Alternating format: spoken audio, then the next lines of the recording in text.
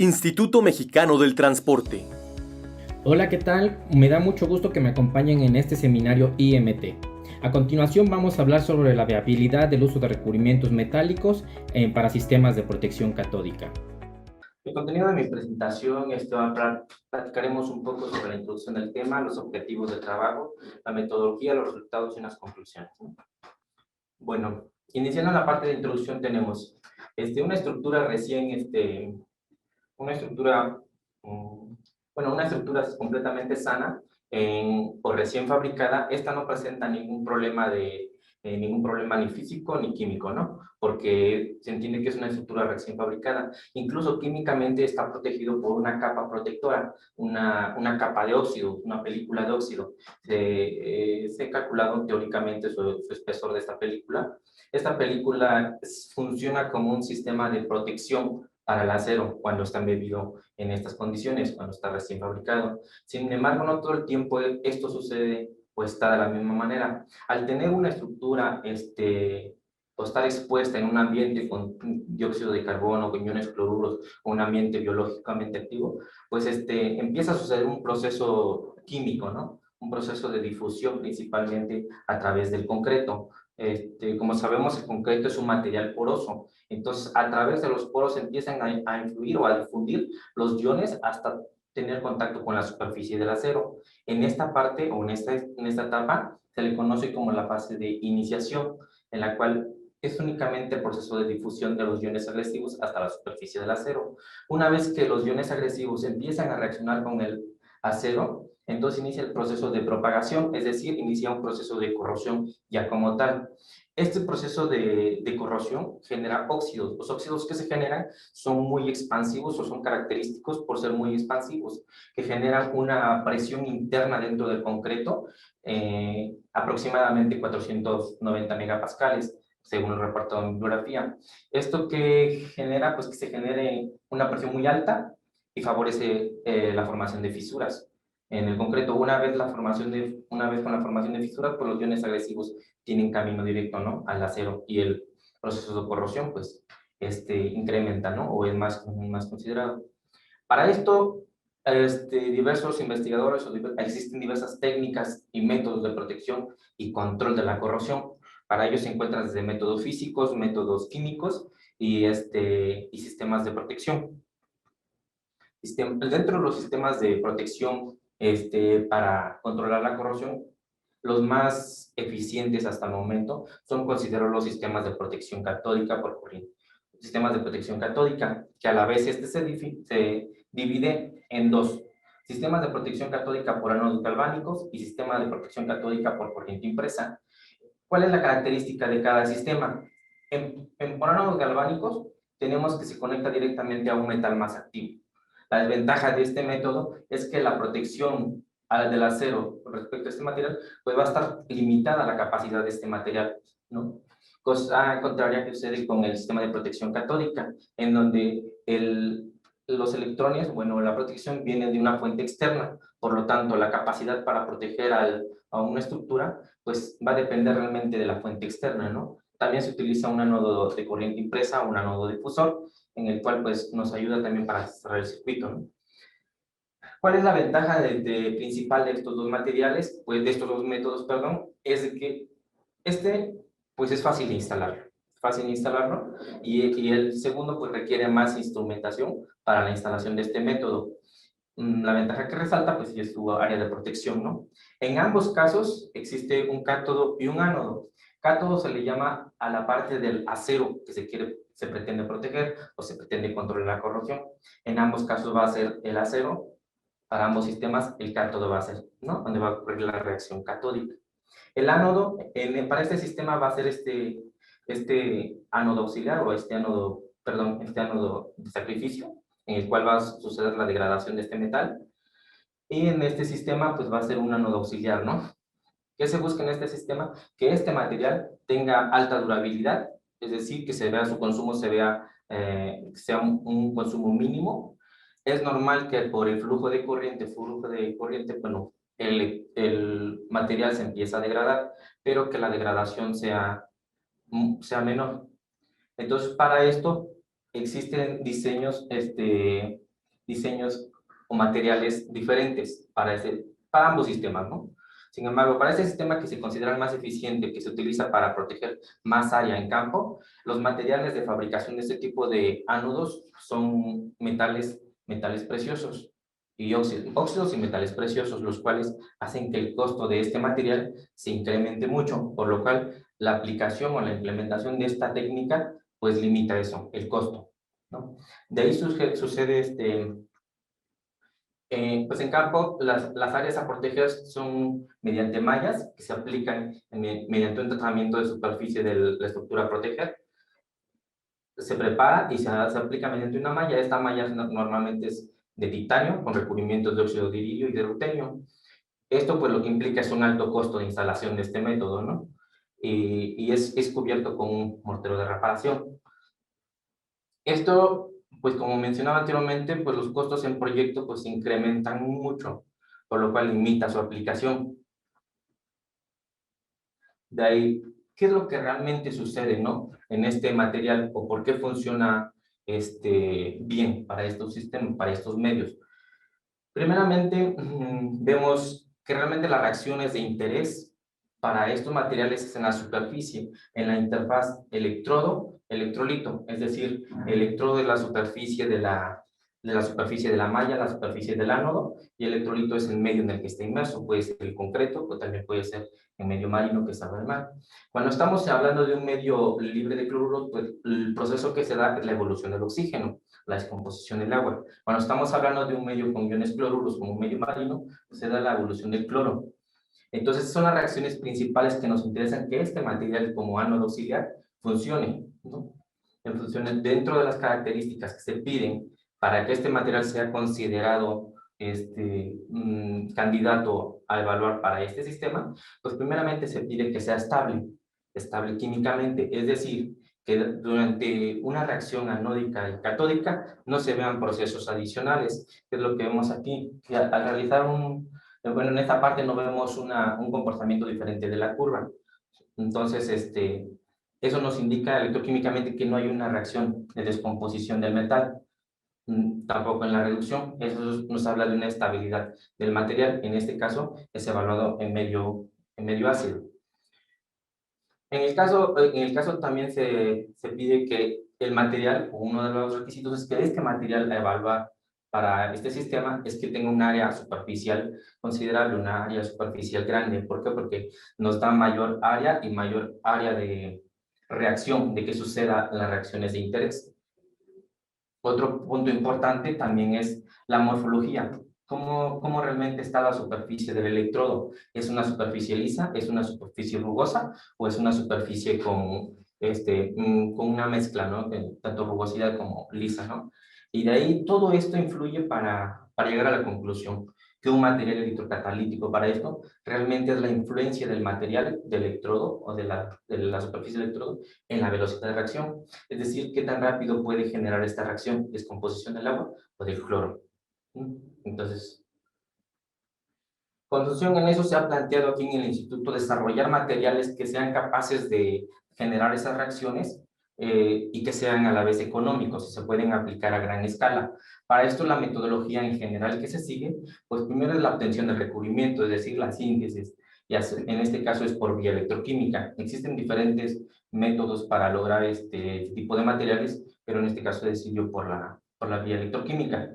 La caracterización del recubrimiento una vez obtenido y la evaluación del material. La evaluación lo evaluamos mediante ya potenciales de evolución reportados en los que se logra, o la corriente a la que se logra la evolución del oxígeno, que es nuestra reacción de interés. Dentro de la parte de la síntesis, se trabajó con acero al carbono porque es un material muy empleado en el ámbito ingenieril. Y recubrimientos base en níquel, porque son los que ya, los que hemos estado evaluando durante nuestro trabajo. Y la caracterización consistió en la caracterización física, química y electroquímica, y finalmente la evaluación. Bueno, durante la caracterización química del recubrimiento, tenemos física química, tenemos primeramente la caracterización física, es decir, la que visualmente podemos ver a la hora de extraerlos, de obtener los recubrimientos. ¿Qué buscamos en estos recubrimientos? Que sean brillosos, que sean homogéneos y que no tengan este tipo de deformaciones que le llaman delaminación, es decir, el desprendimiento del recubrimiento que obtuvimos. Entonces, estas son las muestras de las primeras pruebas y estas son las finales, cuando ya llegamos a un recubrimiento que realmente fue obtenido. Pero también algo importante, químicamente nosotros hacemos un mapeo mediante el microscopio y vemos en la micrografía, esa verde, vemos que realmente el elemento de interés, en este caso el níquel, está depositado en toda la superficie, es decir, se depositó homogéneamente en toda la superficie. Aquí, pues, se ve brilloso, se ve bonito, pero no sabemos si realmente nuestro elemento se depositó solo en una parte o en todas, ¿no? Con esa micrografía nosotros la confirmamos, que se depositó homogéneamente, si no también lo estaríamos viendo. En este caso de esta micrografía, vemos cuál es la forma en la que se depositó, ¿no? En esta ocasión vemos que este recubrimiento se depositó de forma granular. Y químicamente evaluamos su resistencia a la corrosión, su resistencia a medios agresivos, en este caso a menos con cloruros. Una vez realizada la caracterización de este recubrimiento, bueno, antes de esto cabe resaltar que se obtuvieron un rango de concentraciones o una serie de recubrimientos con diferentes composiciones, tanto electrolíticas de obtención como químicas finales, ¿no? Posterior a este periodo de caracterización o esta etapa de caracterización, se procede a la evaluación funcional del recubrimiento. En la evaluación funcional nos enfocamos a la parte que nos interesa. En este caso nos interesa conocer la capacidad de este material para la evolución del oxígeno, es decir, nos interesa únicamente estudiar la parte anódica, ¿no? La parte anódica de este material, en donde favorecemos la evolución del oxígeno. En este caso también se podría evaluar la evolución del hidrógeno, pero no es de nuestro interés. Entonces, solo tomamos las curvas que vamos a ver en las diapositivas siguientes, van a ser en esta zona. Así de evaluar los materiales para... Bueno, estos parámetros, tanto el potencial para la evolución del oxígeno y cloro, que en la bibliografía está reportado de 1 mA y 10 mA, van a ser considerados como referencia para ver a qué potencial se alcanza la evolución del oxígeno. Todos estos parámetros, una vez evaluados, pues nos van a permitir obtener un material candidato para emplearse en sistemas de protección catódico. ¿En qué se va a ver reflejado? Pues en los costos desde la síntesis. Los precursores para obtener estos recubrimientos pues son muy económicos al no ser metales u óxidos preciosos, ¿no? Bueno, y también pues cuál sería otra ventaja de este estudio, pues que nos daría la ventaja de tener una mayor aplicación de este tipo de tecnología ya en campo y en mayor áreas de proteger. Pues nuestro objetivo pues, es evaluar la viabilidad de costos, tanto de los precursores como del electrodo final, y su funcionalidad, es decir, sus propiedades electroquímicas para utilizar estos recubrimientos base en níquel y ser empleados en sistemas de protección catódica por corriente impresa. Bueno, hablando un poco de los resultados ahora. En el instituto pues ya se obtuvieron, mediante todas las síntesis, se obtuvieron recubrimientos en diferentes formas para evaluarlos. Recubrimientos de 1 centímetro cuadrado para evaluarlos electroquímicamente y recubrimientos de 4 centímetros cuadrados para caracterizarlos electroquímicamente, bueno, mediante el microscopio, que son su composición, morfología y todo esto. Entonces, se prepararon diversas muestras en diferente área. Una vez con estas, la primera inspección que se hace, como mencioné anteriormente, es la inspección visual, que vemos que el recubrimiento sea brillante, homogéneo, sin poros y buena adherencia. Esto físicamente sí lo podemos probar. Brillante, pues vemos que visualmente se puede observar. Homogéneo, pues que se vea que en toda la superficie se depositó bien, que no tiene poros, es decir, superficies en las que haya faltado el recubrimiento, y buena adherencia, que cuando tú lo palpes no se desprenda tu recubrimiento por contacto simple, ¿no?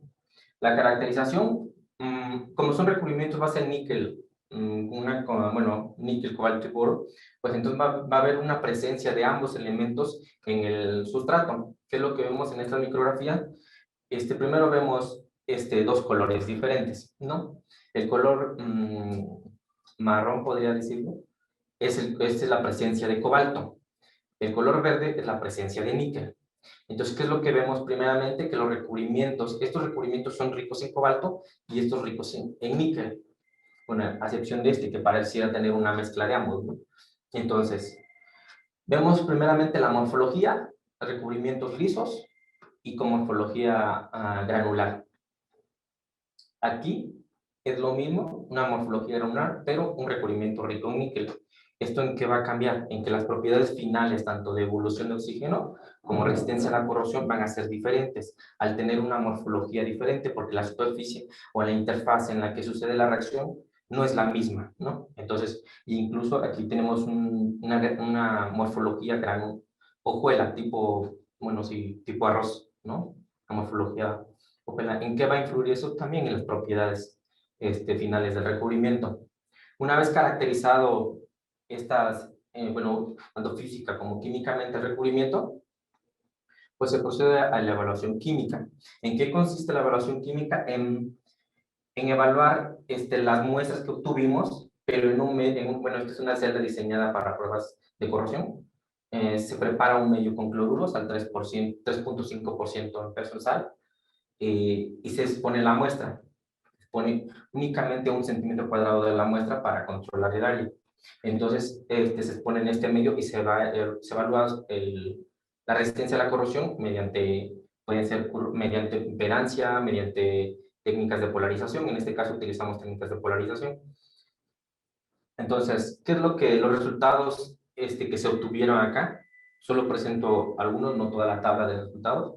La velocidad de corrosión en recubrimientos obtenidos a 25 y a 45 grados. Es decir, primeramente aquí vemos que la influencia, que cómo influye la temperatura a la que se obtienen los recubrimientos en la resistencia a la corrosión. Los recubrimientos que se obtienen a 45 grados centígrados son los que tienen o presentan más resistencia a la corrosión respecto a los recubrimientos que se obtuvieron a 25 grados centígrados. ¿Qué es lo que hay en teoría respecto a recubrimientos similares en el mercado? Pues presentan una velocidad de 0.18, 0.10 milímetros por año. Entonces nosotros estamos muy por debajo de eso, ¿no? Obtuvimos un material con mucha mayor resistencia a la corrosión, por lo cual podríamos decir que este material sí presenta una buena resistencia a la corrosión. En la parte, y en la parte electroquímica, donde evaluamos la capacidad de este material para la evolución del oxígeno y cloro, se evalúa normalmente, en este caso yo lo evalúo a dos densidades de corriente, a 1 miliamperes y a 10 miliamperes. A 1 miliamperes se evalúa para sistemas de protección catódica y a 10 miliamperes se evalúa cualquier material que quiera ser utilizado como material electrocatalítico. En este caso, pues sí, para favorecer nuestra reacción de interés. Tenemos las curvas que fueron obtenidas mediante las pruebas y ubicamos curvas de, bueno, densidad de corriente contra potencial. Si aplicamos la corriente que en la teoría dice que se utiliza para sistemas de protección catódica de 1 miliamperes y la trazamos, vemos que este material con esta composición, es decir, un recubrimiento solo de níquel, pareciera no alcanzar la evolución del oxígeno porque no toca la línea de 1 miliamperes. Sin embargo, para un material electrocatalítico de 10 miliamperes, el níquel pareciera que sí logra alcanzar la reacción de evolución. Sin embargo, ahora vamos al otro extremo. Estas dos curvas, para 10 miliamperes no llega a alcanzar los 10 miliamperes. Esto nos dice que este material no podría ser capaz de alcanzar la evolución del oxígeno o requeriría un potencial mucho mayor. El tener un potencial muy grande implicaría un alto valor de corriente, lo cual ya no es redituable para campo, ¿no? Algo de interés aquí, que durante el rango de concentraciones o de variación de muestras que nosotros obtuvimos, vemos una zona en la cual la variación tanto de corriente como bueno, el rango de potencial ya varía muy poco. Es decir, encontramos un material que por el valor de corriente que le apliques, la variación en potencial va a ser menos. Entonces, estos son los interesantes. Se descartarían estos materiales que requieren alto voltaje para alcanzar la evolución del oxígeno y nos enfocaríamos en estos, ¿no? Para tratar de aclararlo un poquito más, solo nos vamos en los valores de potencial con respecto al eje de cada figura y lo trazamos en esta. En esta solo tenemos la figura negra, bueno, la línea negra, tenemos de la corriente a 1 miliamperes.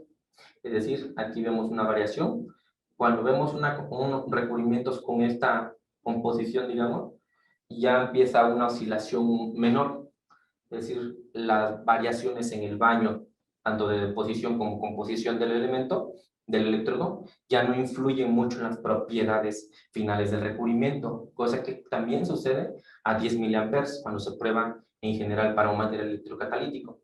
Después de esta composición ya la variación es muy poca, es decir, estas partes no nos conviene trabajar, no nos convendría trabajar, sino que estos serían nuestros recubrimientos, de los cuales hay que evaluar evaluar más específicamente cada zona, ¿no? Pero bueno, es lo que observamos en estos recubrimientos. Una vez que ya evaluamos su resistencia a la corrosión, ya vimos qué rango o qué materiales serían los idóneos, pues entonces vamos a ver los parámetros cinéticos, los cuales nos indicarían qué material, o complementan, ¿no?, la aclaración de esto, qué material sería idóneo para esto.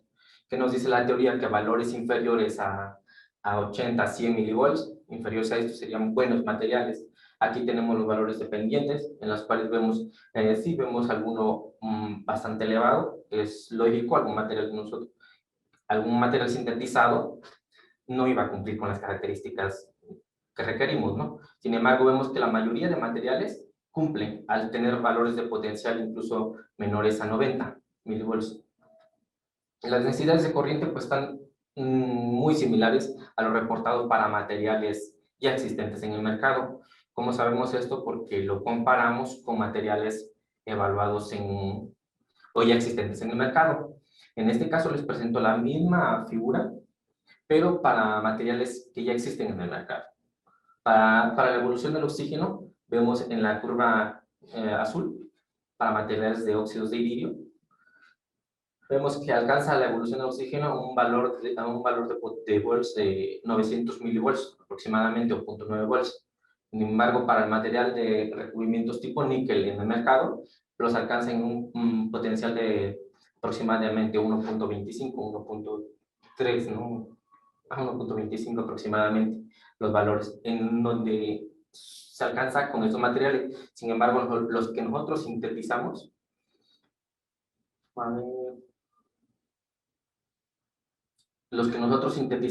están en un valor de, aquí vemos de 0.5 a 0.1, y a 10 miliamperes están de 1.25. Entonces, con esto vemos que el material o es similar a los reportados en bibliografía, o incluso mejora, ¿no?, por los valores también dependientes que se reportan en esos medios para estos materiales. Ahora, como un resumen de lo que acabamos de ver, es que los recubrimientos obtenidos o sintetizados en nuestro trabajo pues presentan buena adherencia al sustrato, es decir, buenas características físicas, una morfología idónea porque nos presenta cierta capacidad electrocatalítica y una estabilidad química, es decir, o reflejado en una resistencia a la corrosión. La información cinética pues nos habla que su comportamiento es similar a los electrodos comerciales. Por lo tanto, el mecanismo podría hablarse del mecanismo de evolución, o el mecanismo que sigue la reacción de descomposición del agua en estos electrodos podría ser similar. Sin embargo, habría que seguir evaluando estos materiales. Y algo muy importante, que son bajos costos de síntesis por vía electroquímica, hablando principalmente sobre los precursores o las sales precursores para obtener este tipo de materiales.